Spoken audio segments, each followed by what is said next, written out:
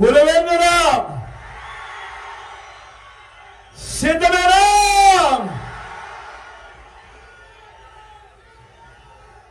నా పులివెందులకు,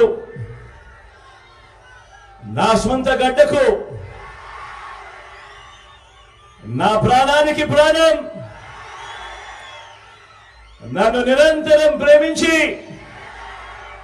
ప్రతి కష్టంలోనూ నా వెంట నిలిచే నా ప్రతి పులివెందుల, నా ప్రతి అన్నకు, నా ప్రతి తమ్ముడికి, నా ప్రతి అక్కకు, నా ప్రతి చెల్లెమ్మకు, నా ప్రతి అవ్వకు, నా ప్రతి తాతకు, నా ప్రతి స్నేహితుడికి